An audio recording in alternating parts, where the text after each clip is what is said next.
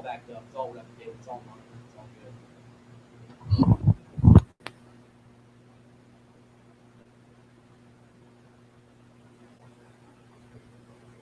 good. Hated to take backups. I extra hate them now because everybody thinks they know. You're live. I just can't move the slides. Hello. I'm not really sure what good this is doing, but. Well, without it, nobody. Oh, on the internet, nobody can hear me rant. Okay, so can you repeat the question? Jeremy has distracted me again. Gotcha. Okay, so it's in a sense yes. Killing me, dude. Killing me. In a sense, yes. The You asked for that. Dude. Racks. Yeah. In a sense, Rackspace based the Chaos Monkey on Jeremy. So the incrementals, yes. I covered a little bit earlier. When the first time that you replicate from one host to another, you're going to have to move all the blocks over. The difference is you don't have to keep all those blocks. And from then on out, it's incremental that it's based on top of that. You squirt just the new snapshots over. But as soon as you have even one new snapshot, you can get rid of the original. Now the thing is, the blocks that were shared between those two snapshots, like an Venn diagram, those will still stay. But all the stuff that was unique to that original copy, you get to throw away if you destroy that original snapshot. So both file systems are actually progressing the same way over time as you replicate from one to the other. You don't have to keep with a tape incremental, you have to take a full and you can never throw that full away as long as you want to use an incremental. And you have to start with the full and then go to the next incremental, and the next after that, the next after that, the next after that till you get there. That's not the way it works. The way it works is you have the exact same set of snapshots, fully browsable and accessible, random access at all times on both ends.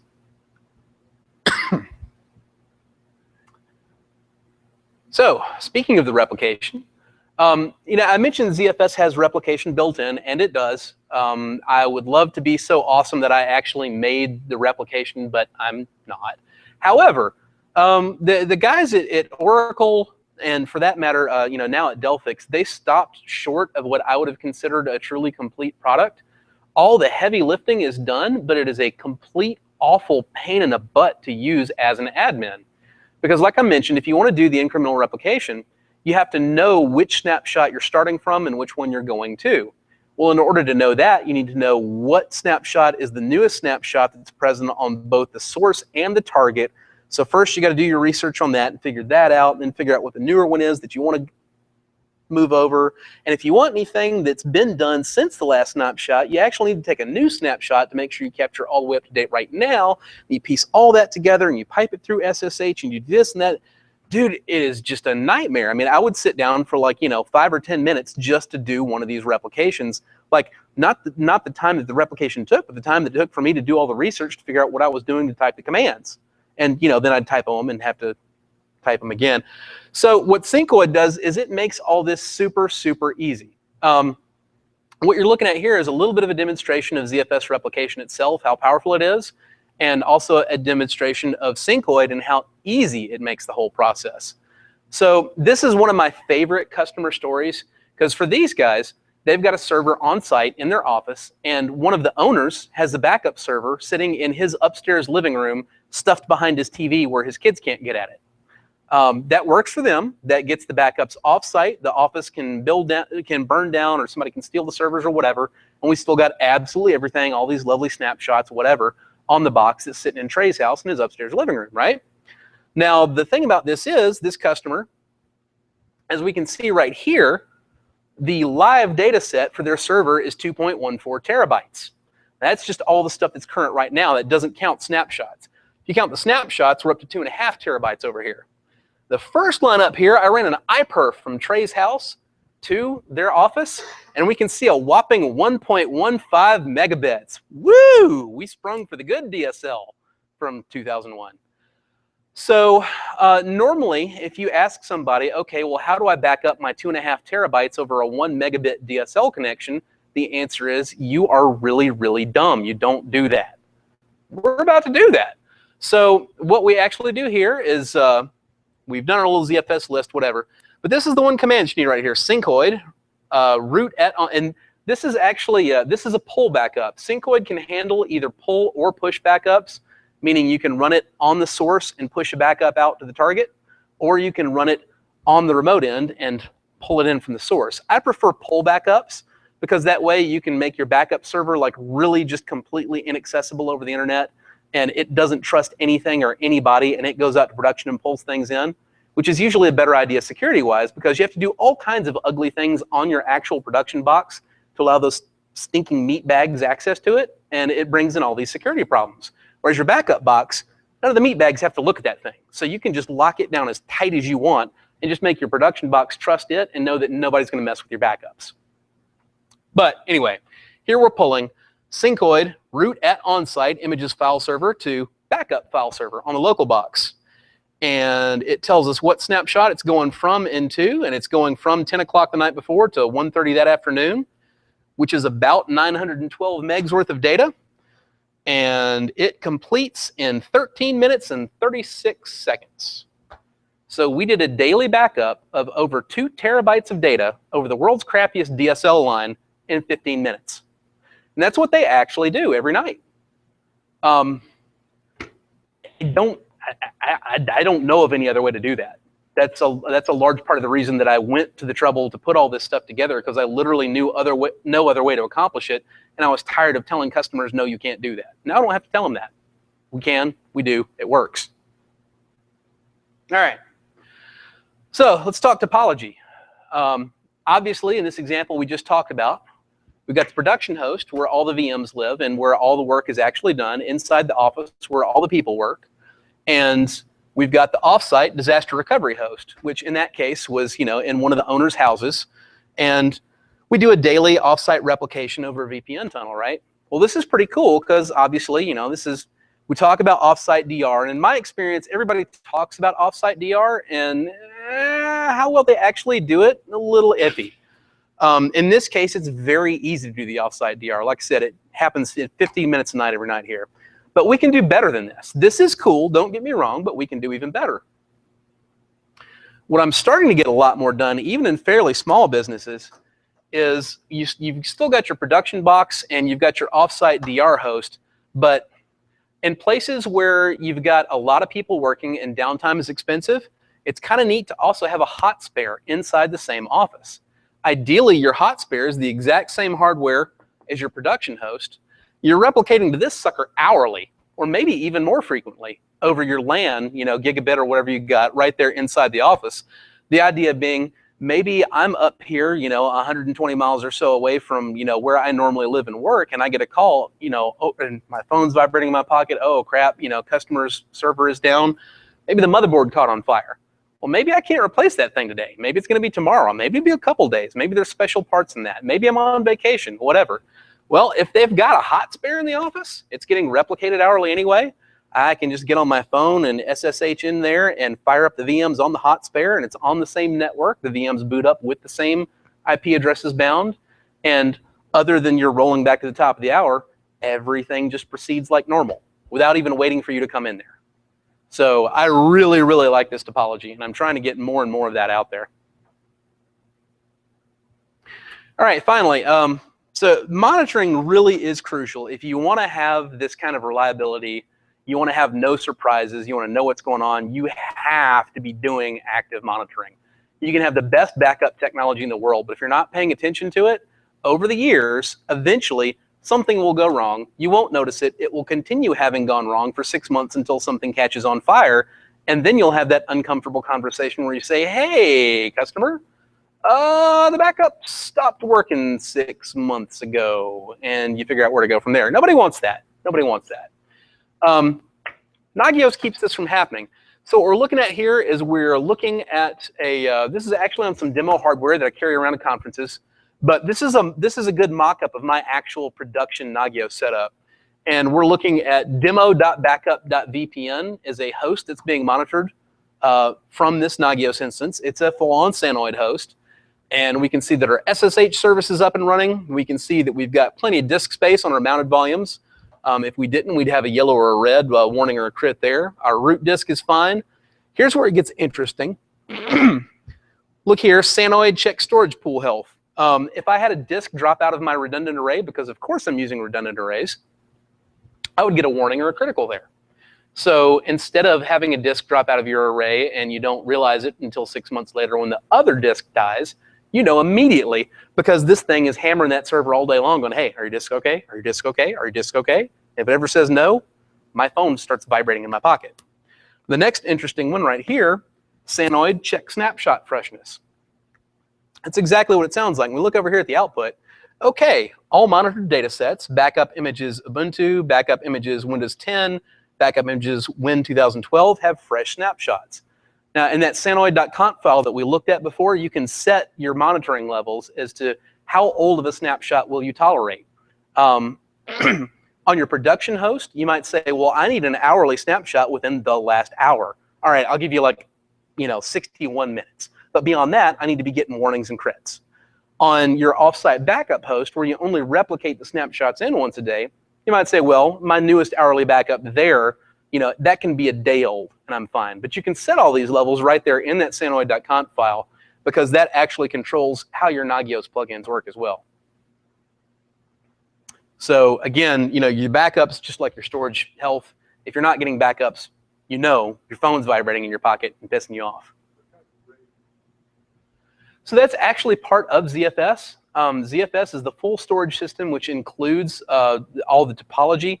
That could be an entire talk on its own. ZFS has similar setups to RAID 5, RAID 6, the mythical RAID 7, which doesn't really exist, but triple parity stripes can do those as well. My personal favorite is a pool of mirrors. ZFS, your storage is in a pool, and you can throw lots of disks into the pool. You can also throw lots of individual, what they call VDEVs, into the pool. A VDEV can be, think of it as a RAID array, but you can do a mirror VDEV, you can do RAID Z1 VDEVs, which is kind of like RAID 5, RAID Z2, RAID Z3, whatever. All of this goes into one big contiguous pool. And the pool is kind of like RAID 0, but it's not actually a stripe, it's just distributed rights across the pool.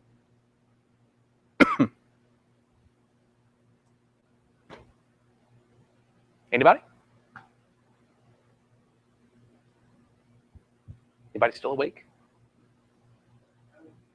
I've been trying to wrap my head around copy on the right snapshots. Yes. And I haven't really come across any really good nitty-gritty exactly what's happening. But as I understand it, your snapshot is just a file of what. Yes, right? That's correct. So really, it's not a backed up as such because you're using your base volume there and it's all records, right?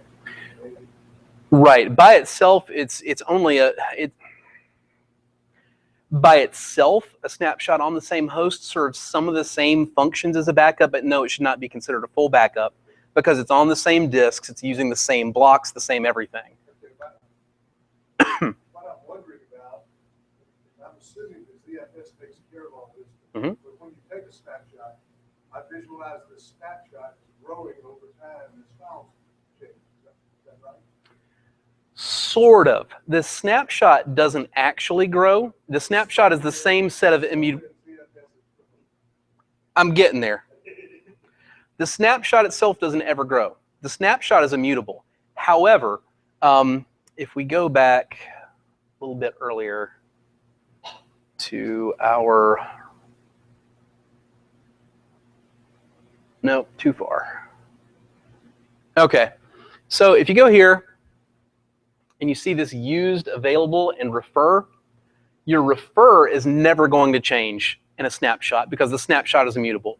Refer says, I want to know about every single block that is actually owned by this snapshot. And the thing is here, we're looking at actually the current state of that file server data set, but the current state is actually really just a special snapshot, which may help to think about it. It's a constantly changing snapshot effectively. Now, an older snapshot, that refer number is never going to change because snapshots are immutable. They can be there or they can be destroyed. So now we look at this used section over here. Now, if we were looking at a snapshot, let's just imagine that this data set is as it is, and it's slowly, gently changing, just some file system churn or whatever, and I take a new snapshot. At the moment that I take that snapshot, it's going to say used 0K, but it's still going to say that refer 2.14 terabytes. Now, as time goes by, that refer stays the same, but the used amount increases, because what happens is as you unlink the blocks that are in that snapshot from the current file system and from newer snapshots in that file system, they become unique to that snapshot. What the used is telling you is what is actually, what is unique to that particular snapshot, meaning if I delete that snapshot, how much space will I actually reclaim? So that amount goes up, but it's not that the snapshot is growing, it's that more and more of those blocks are only referenced by that snapshot and by nothing else. I was trying to picture how you have all these snapshots going and all of them growing and not into your hard drive. Well, yeah, what happens is when you delete something, it's not really deleted and gone off the hard drive until you've gotten rid of the last snapshot that referenced it. So yeah, you can't keep snapshots forever. However, the vast majority of what you've got on your hard drive doesn't really change from day to day. I mean, if it did, like in this instance here, I mean, you know, I synced these guys a couple terabytes over that crappy internet connection in 13.5 minutes. Obviously, I couldn't do that if they changed that entire 2 terabytes every day. In reality, they changed very little of it. What we really had to sync across the wire was just under a gig. By the way, maybe worth mentioning, if it's flagging your BS detector that a gig went over a 1.1 megabit pipe in 13 minutes, that's because one of the other things Syncoid does is inline compression. And most of these things are very compressible. How does that expression compare to the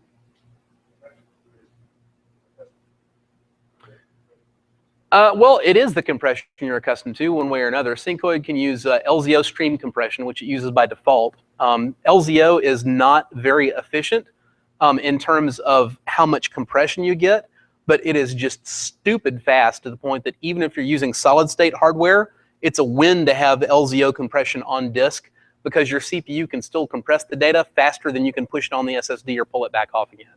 So LZO is great as a default. gzip is also available. And in this instance, since we're going over a really crappy WAN connection, we're actually using gzip compression. So we got a pretty amazing compression ratio in order to get that effective. I mean, obviously we got nearly 8-to-1 because we're seeing 1.11 megabytes a second on a 1.1 megabit file. A lot of the changes that you end up actually replicating day to day that boils down to file system churn. So this file system churn adds a lot of bulk to your snapshot size, like for the hourlies or whatever, but it's super, super compressible. So it doesn't actually impact your replication time as much as it might initially look like it would. Now these guys, this particular firm, they're an engineering firm, and a lot of their stuff is, you know, giant JPEGs like survey aerial photographs or whatever. Those are completely incompressible, obviously, but it still ends up being a fairly small chunk out of the file system churn, which you end up having to replicate for this. Because keep in mind, we're replicating a VM image. We're not replicating individual files. You can just store individual files on ZFS, don't get me wrong. But I'm a bigger fan of putting everything in a VM so that you've got that whole time machine option available to you. compression is all on the fly, adaptive, is that right? So there's two different types of, we could be talking about two different things here. ZFS, in fact, on their server, ZFS itself is automatically using LZO compression on disk, and the LZO compression is just always on, which is okay, and it's a win because even on incompressible data, your disks, even if it's solid state, your disk will bottleneck before your CPU does. LZO is just really, really crazy fast. If you've never used it before, it is not like traditional gzip or what have you. It's not going to be a bottleneck. If you're bottlenecking on LZO compression, man, you have got some serious bandwidth available to you. For Syncoid, you can change it. And in this case, like I said, we're looking at gzip compression. I usually use LZO. Right now, it actually defaults to LZO, and that's not really user configurable. That will probably go in like on GitHub within a couple of days, because it's relatively trivial to implement. I haven't bothered up until now, even though I've had a year to do it, just because, I mean, the gzip is about, for a standard workload of actually reasonably compressible data, you'll get about a third better compression, maybe a quarter better compression out of gzip, but it's vastly more CPU hungry. So over a LAN, gzip compression is going to be a lose. Even on fast Ethernet, gzip is a lose. Over El Crapo internet connection, it's a good idea. But LZO is always a good idea, period, even over a gigabit with solid state on either end. So it's very easy. It was very easy for me to set it up, just always using LZO no matter what, and then I just didn't even have to think about it. Anybody else?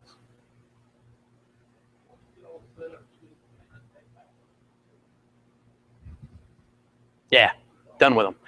You know, if a client wants to, sometimes I have, sometimes I'll have clients that, you know, they just feel really married to some particular backup they're doing that they've always done, and it makes them feel safe and warm and cozy if they do that thing.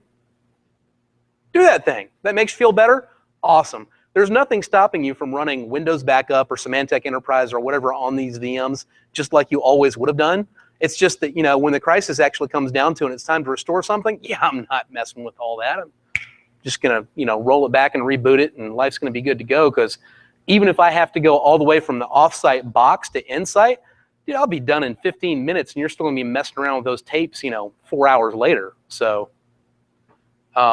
yeah, like I have some small business clients that like they do, you know, like in application backups, like to a thumb drive or whatever.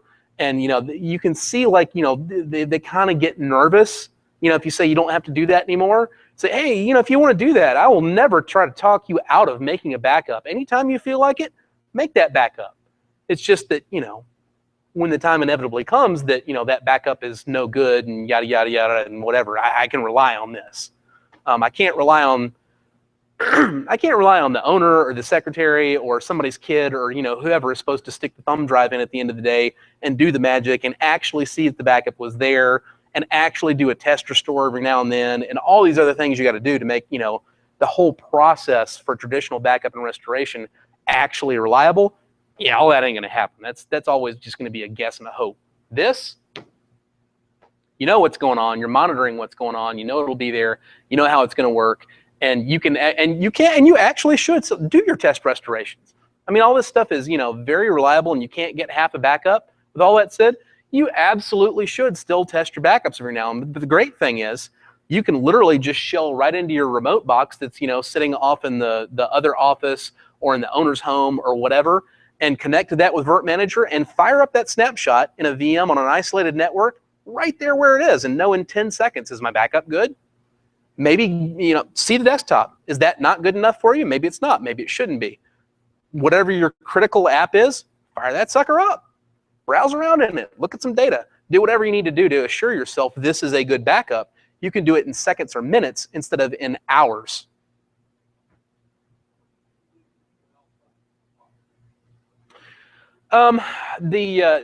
That's actually starting to evolve in my own hardware. I've got 3 levels: Sanoid Lite, Standard, and Pro.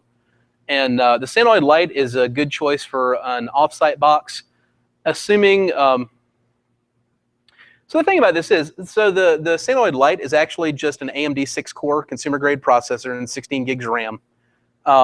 It's pretty lightweight hardware. With that said, it really is sufficient to boot and run darn near anything. Just you'll notice a difference between that, you know, running on a Xeon E3 or a Xeon E5, which are what the Standard and Pro levels are on. If your concept of your backup box is more along the lines of this is just a target for the backups, and I can replicate those back off of that onto production hardware, or in a pinch, I can boot onto this either for test purposes or for because just I absolutely have to get somebody working right now. It's great for that.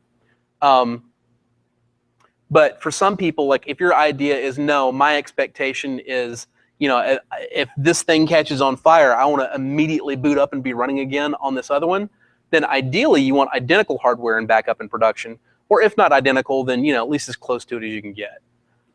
With that said, I've actually got a new client that I'm setting up this week. It's a place where I get my hair cut. You know, the guy keeps burning servers up because he kept putting machines on the floor, and, you know, human hair actually gets clogged into him, and he actually caught his hard drive on fire last week. And Yeah, it's a reality of life. This happens. It's a dirty environment. He's got to have computers. Everybody's got to have computers. It's a small retail location, a strip mall. What's he going to do? And part of the answer to that is, get it up off the floor and do some filtering. And we're working through that, but this is a very small business. I mean, this is a guy and 4 stylists. He told me, he said, I only budget $500 a year on IT. And, of course, part of the answer to that is that's not enough. Even if you're one guy and 4 stylists, that's not enough. But with that said, work with what you got. For that gentleman, because he just has a very, very non-demanding niche application, he is actually getting back up and running again on the same CPU and motherboard in the box that caught on fire. And he's running a Windows XP, I'm sorry, not XP, a Windows 7 VM in that. And that will get replicated offsite actually to my network to go onto my dedicated backup box. And, all this was very affordable. He spent a total of $1,600 to get that up and running. But your needs are very much, I mean, it's like anything else. Your needs are going to be determined by, what kind of workload do you have? What kind of storage bandwidth are you going to need? What kind of CPU are you going to need? Because in general, the way you're going to work with this stuff, you're going to see you're going to see a negligible hit in CPU performance. You really will not be able to see it. KVM, you're going to end up losing about somewhere between 2 and 5% CPU overhead running in a VM versus running on the bare metal. Storage is a little bit trickier. On the one hand, you will lose a little bit on storage if you actually go all the way down to the platters on the hard drives versus running on the bare metal. But the trick is you're not going to do that. ZFS has something called the adaptive replacement cache, and it wants lots of memory, which I do recommend. That's why even the tiny little box for the gentleman who cuts my hair, thing's got 16 gigs of RAM in it, and his VM will have 4, and 8 is dedicated to the cache, and the actual host operating system can lounge around in the other 4 and use maybe 700 megs worth of it. But the thing is, this is not a traditional first in, first out cache where you read any block of data in and it wipes out the last block of data in the cache no matter how many times you've accessed it. The adaptive replacement cache, the ARC in ZFS, actually weights your data by how often you've accessed it. So if you've accessed the same block 20 times in the last 5 minutes, ain't nothing pushing that thing out of cache. Not until you access it more than this has and there's no other room. It's going to push out the least used data first and leave all that stuff that you're using all the time. That's why when we looked at that demo in here, at Server 2012 VM booted in, no kidding, 4 seconds, that's because it's hot in the cache, and it stays hot in the cache. That wouldn't happen even with the same amount of RAM if we weren't using ZFS, because we'd be using a traditional FIFO cache, and the minute you get booted, all the other crap Windows does once and then forgets about would have pushed everything that you needed to boot out of cache. It makes a really, really big difference. Particularly if you're a Windows guy, this stuff is great because you see these rapid reboots. It's a little bit of a cherry-picked scenario there. I mean, it was a clean Windows 2012 server VM. It's not a domain controller, but I frequently see Windows Server 2012 DCs on the bare metal taking 7, 15, 20 minutes to boot.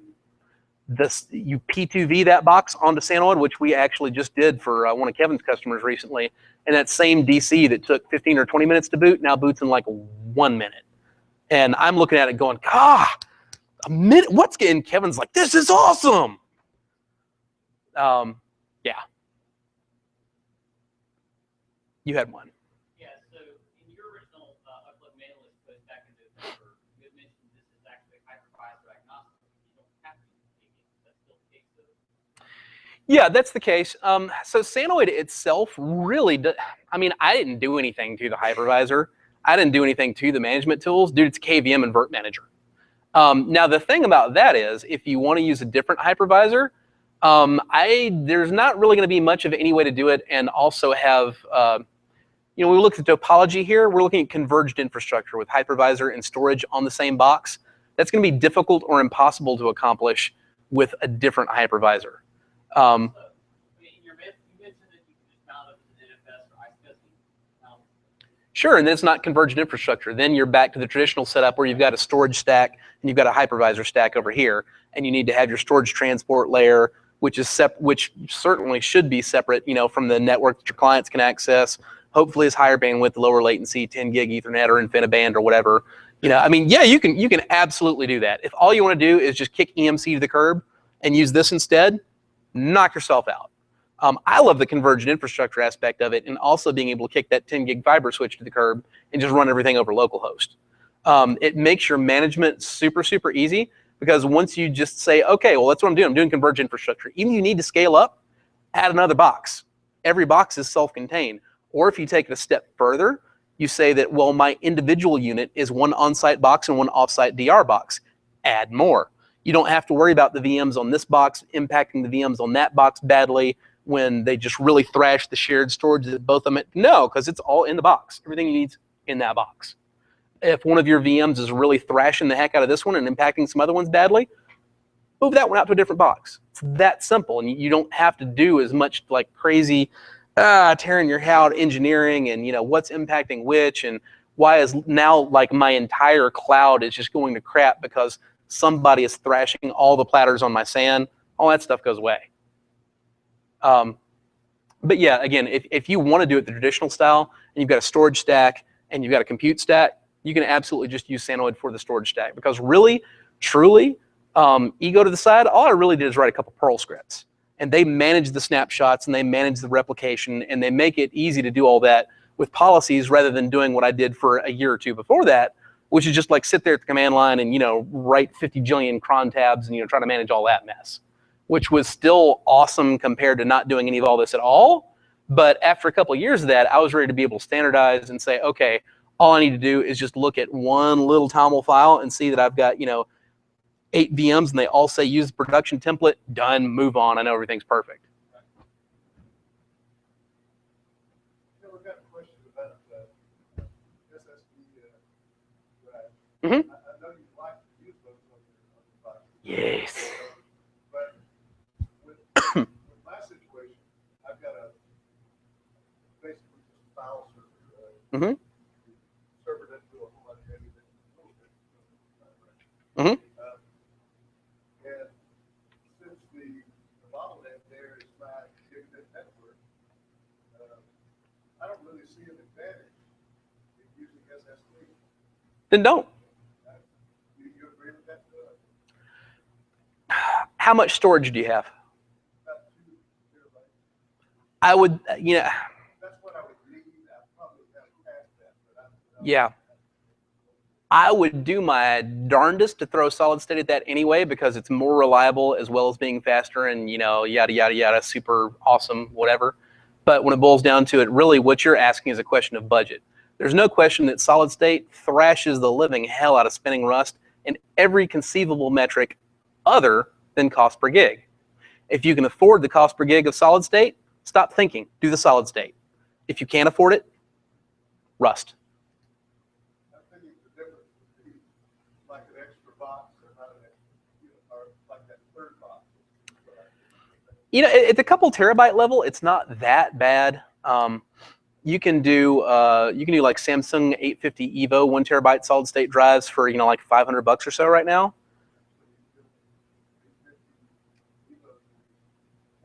I would really carefully consider not getting any Samsung drives. They're suffering from firmware problems right now. I don't know.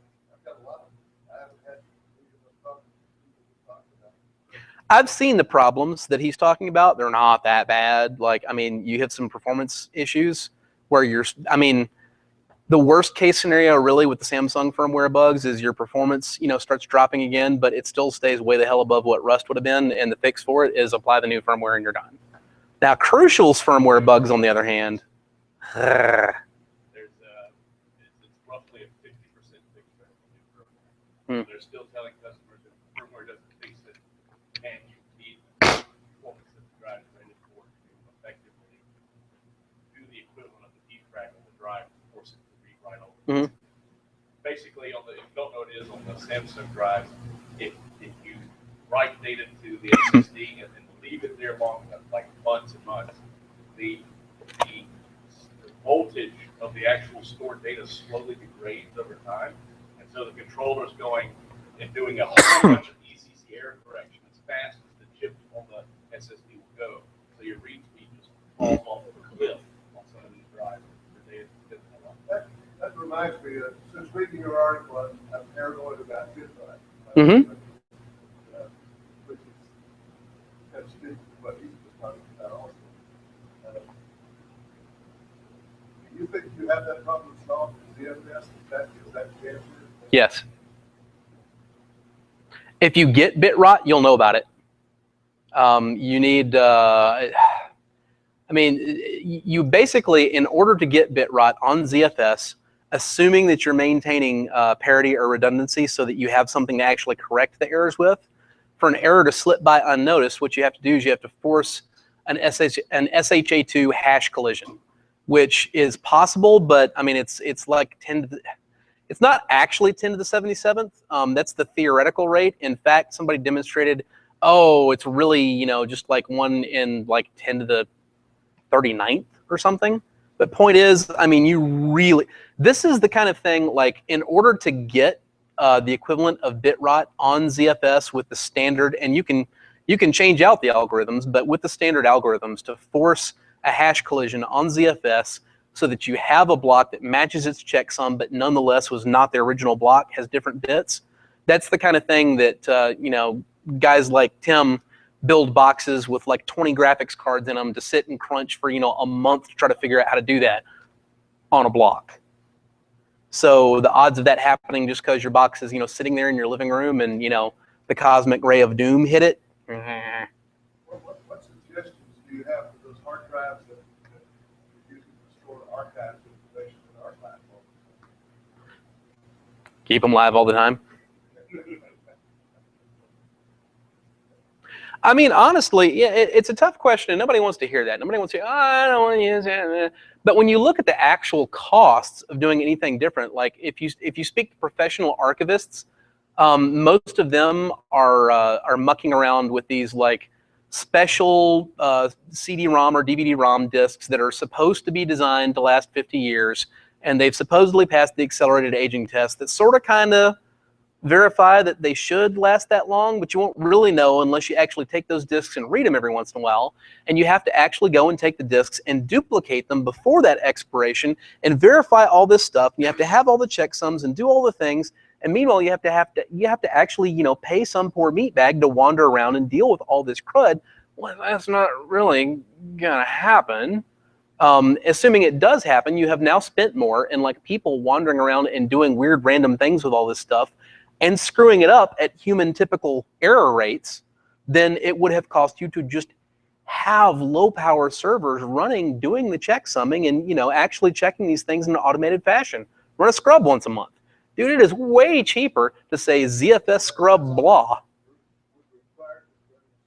Yeah, yeah, yeah. Zpool scrub blah. And it goes and looks at every single block in the pool and checks it versus its checksum, and if one doesn't match, if it has parity or redundancy, it checks that copy. If that matches, it replaces it with that one, corrects it, and you go through. If it doesn't have a good copy anywhere, then it tells you you've got an error and where that error is, and well, if you don't have a backup somewhere else, that's your problem. But that's always the case. Whether it's you can do that with a mirror, you can do that with RAID Z1, RAID Z2, RAID Z3, whatever. But for that matter, I mean, you can scrub without any parity or redundancy at all. It's just, it won't fix it. It'll just tell you. Come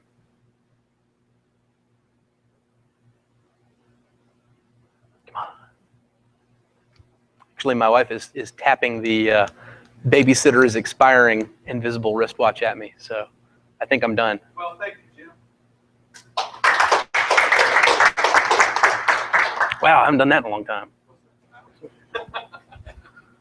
Thank you very much. Bo says that Greenville pictures work, but he doesn't think the same on spot. Yeah, leave that up. Right. I bet now that it's over, it'll work exactly as planned. I found out what the problem was. They pushed Hangouts on air into YouTube Live Events, and by default, the selection is custom ingesters, they call it. And that's for like Wirecast and other software runs locally on the machine that doesn't support this. So if you do what I did, which is immediately immediately click the Customize tab to see, ooh, what's in here? I might want to tweak something. If you tweak some of the stuff, it'll totally disable the ability to do a Hangout on there instead of the custom stuff. So that was my whole problem. I wanted to customize. And I should have just said, no, I'll take it for false. And then it wouldn't have been a problem. Now I bet I'll get it in one place. Okay. It's almost like a specific Linux trap. Like you just hang the, like customize, just hang it as kind of like a just have all the links. Well, I don't know, I don't have anything else. Anybody else want to talk about anything else? I guess no one's got more questions for Jim. Yeah, questions. Well, demo hardware. Come to POSSCON. Okay. Where's it? It's going to be downtown Columbia. It's a collection of venues. It's not actually like one big building and everybody just hangs out in there. We're running it concurrently with the Indie Film Festival tonight, and the next 2 days are actually the Converge Developers Conference. And there are like 7 or 8 different small locations in the same like geography downtown Columbia. So you kind of walk back and forth, and hopefully it's not that somebody has to figure out where to find like the vendor who will provide like branded umbrellas and glass.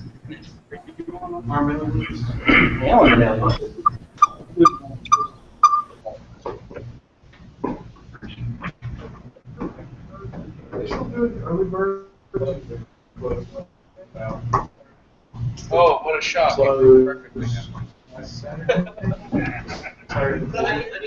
Oh, what a shock. It works perfectly now. Is committed to that. It just hasn't actually.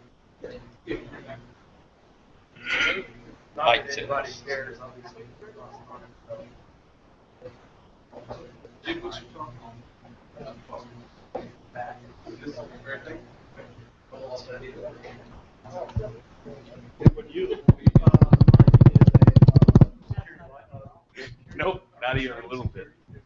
He hasn't been in a meeting forever. I get to harass him a little bit. Isn't that right?